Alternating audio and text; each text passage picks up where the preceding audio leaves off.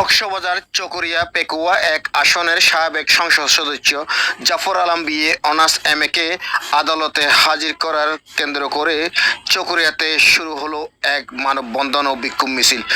ওই সময় সাবেক সংসদ সদস্য জাফর আলমের ফাঁসির দাবিতে মানববন্ধন ও বিক্ষোভ মিছিল করেন চকরিয়া পেকুয়া আসনের সর্বত্রের জনগণ। উক্ত মিছিলের নেতৃত্ব দেন কক্সবাজার জেলা চকরিয়া উপজেলার বাংলাদেশ জাতীয়তাবাদী দল বিএনপি সহ অঙ্গ সংগঠনের নেতাকর্মীরা। ওই সময় মিছিলে মুখরিত হয় বাটি জাফরের ফাঁসি চাই বলে মিছিল করে দীর্ঘ 2 ঘন্টা যাবৎ মানববন্ধন করেন চকরিয়া আদালত প্রাঙ্গণে।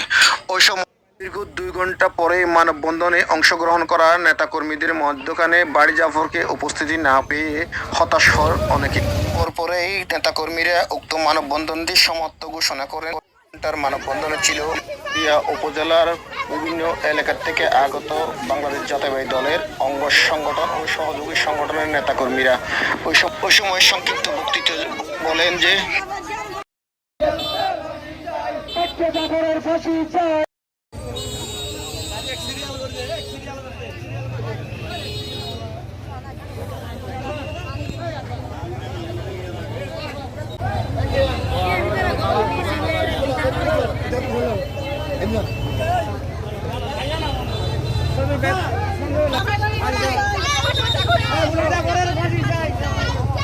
তারা নির্যাতিত জননেতা আপনাদের আমাদের সকলের প্রিয় নেতা জনাব আলহাজ নুরুল ইসলাম হায়দার।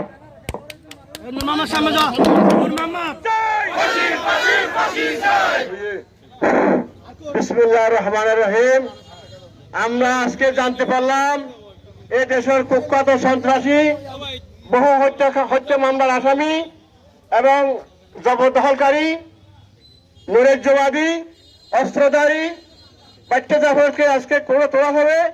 তাই আজকে হাজার হাজার মানুষ তার ফাঁসির দাবিতে আজকে বিক্ষুব্ধ জনসভা এবং পথসভা অনুষ্ঠিত হয়েছে। আমরা আজকে পথসভা থেকে দাবি জানাতে চাই, এই খুনি জাফরকে অবিলম্বে ফাঁসি দেওয়া হোক, যেন তার রায়কে প্রতিষ্ঠিত করা হোক এবং তার অবৈধ সম্পত্তি, যে সমস্ত তার অবৈধ সম্পত্তি আছে সমস্ত সম্পত্তি বাজেয়াপ্ত করে বায়তুল মালে রাখা হোক। আপনারা সকাল 9টা থেকে চকরিয়া উপজেলার বিভিন্ন ইউনিয়ন এবং চকরিয়া পৌরসভার বিভিন্ন ওয়ার্ড থেকে সর্বস্তরের নির্যাতিত জনগণ আজকে এখানে উপস্থিত হয়েছেন। আজকে চকরিয়ার সর্বস্তরের মানুষ বাড়ি জাফরকে ধিক্কার জানানোর জন্য চকরিয়ার পর পেয়ে আওয়ামী লীগ আজকে ভয় পেয়ে গেছে। আওয়ামী লীগ আজকে বাড়ি জাফরকে এখানে আনতে চায় না, প্রশাসন বাড়ি জাফরকে এখানে আনতে চায় না। এখানেই তাদের কবর হয়ে গেছে, এখানেই সকলের নির্যাতিত মানুষের বিচার হয়ে গেছে।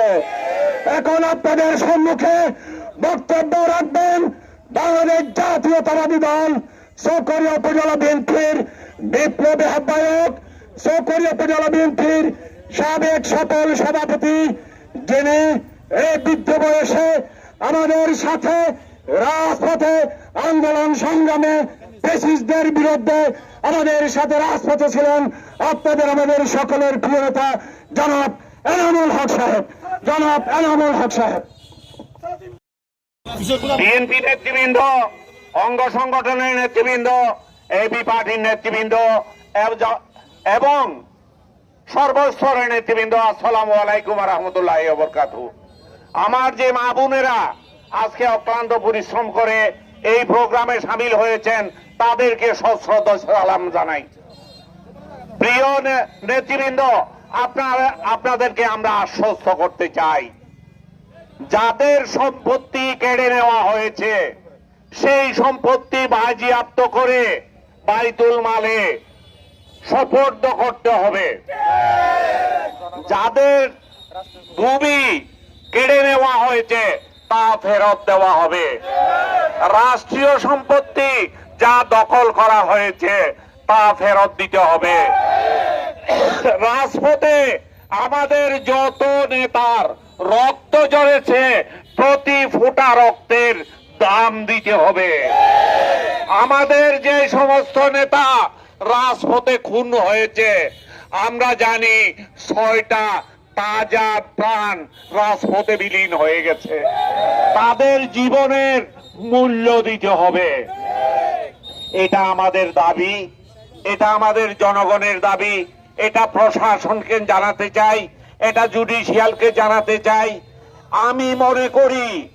আমরা মনে করি এখনো পর্যন্ত জুডিশিয়ালে বা প্রশাসনে বা পুলিশ বিভাগে এখনো প্রেতাত্মা লুকিয়ে আছে। এই প্রেতাত্মাগুলোকে খুঁজে বের করে আইনের আওতায় আনতে হবে।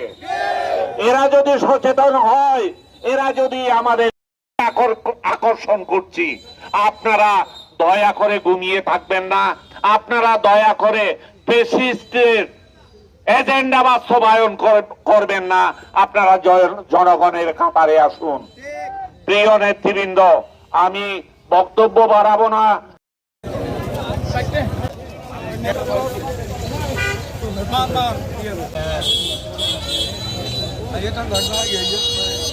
অবিলম্বে এই সশস্ত্র সন্ত্রাসীকে গ্রেফতার করে অবৈধ অস্ত্রগুলো উদ্ধার করুন।